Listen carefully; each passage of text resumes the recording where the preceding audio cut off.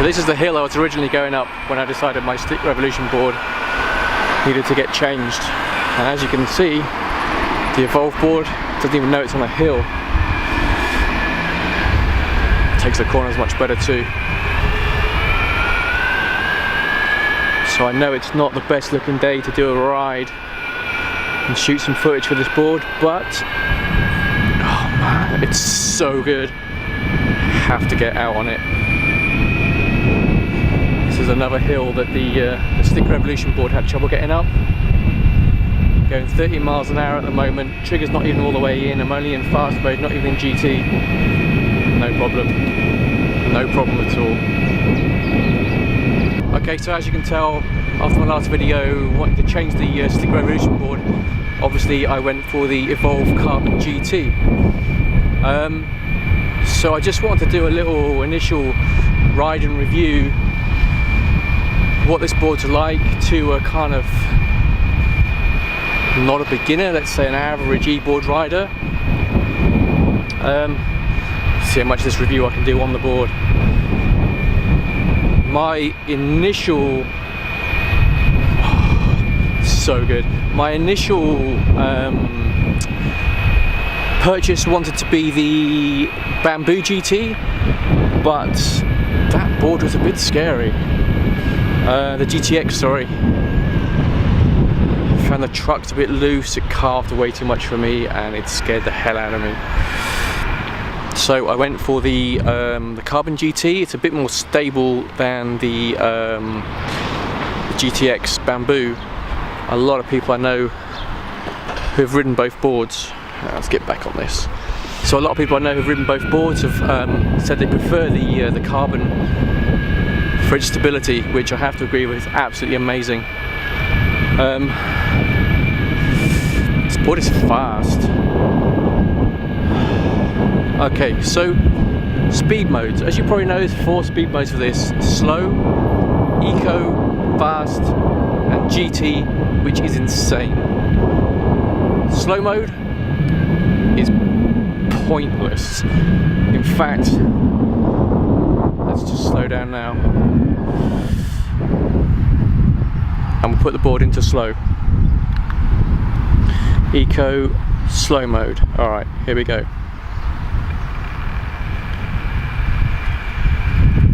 That's it. 3 miles an hour, 4 miles an hour. What the hell is the point of slow mode? Seriously, why is this even a feature? Alright, step it up into eco. So eco I understand.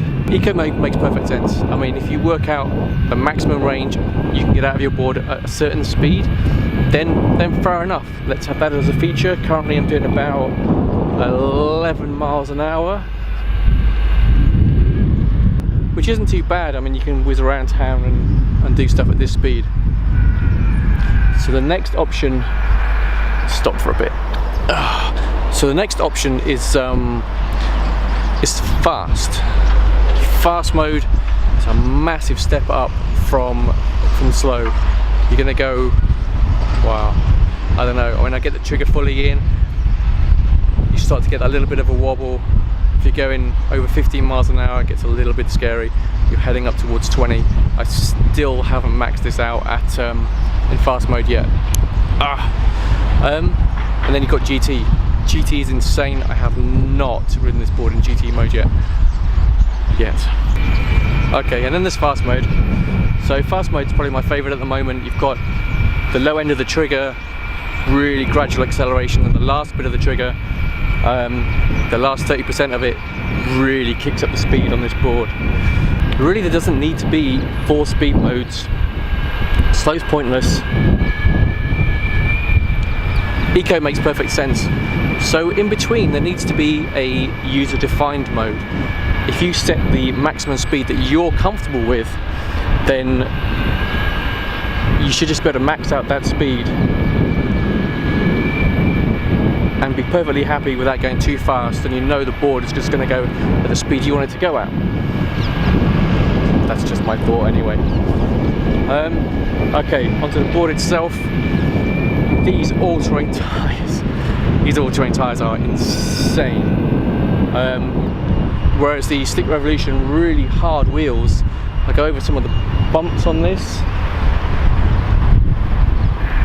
Let's get onto the road.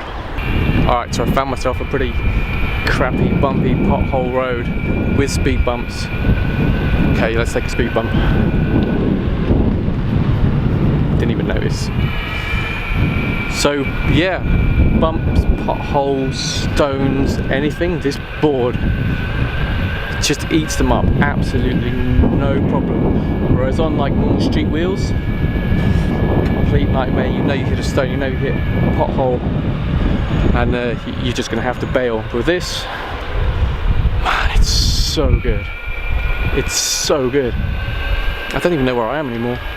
So yeah, the board itself, obviously, unlike the Bamboo, has no flex. It's nice and stable. I feel really comfortable just standing on it, just floating down the road on these amazing tyres. So I guess seeing as I'm on all terrains and I'm in the park, I should give it a go. Whoa, it's very wet,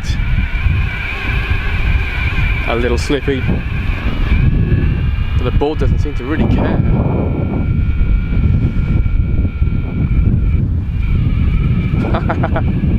This is brilliant. Got 3,000 watts of power on this board compared to the 1,300 on the other one, which you can seriously tell the difference. Alright, so it's getting a bit cold and windy out there. To finish this off with a couple of things I wanted to mention. The all-terrain tyres I was riding on gives you a range of about 16 miles. On the street wheels you will get about 30 miles out of the board.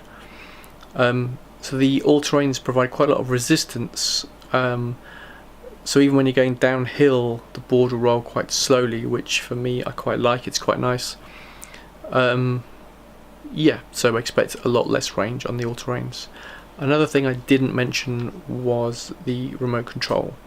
I'll do a separate video on that because there's quite a lot to go over. There's some good, there's some bad, so a separate video coming up for that. But overall, I love this board. It's absolutely amazing. I love riding it and I can't wait to get out on it again. Hopefully tomorrow I'll do a ride around London. Thanks for watching.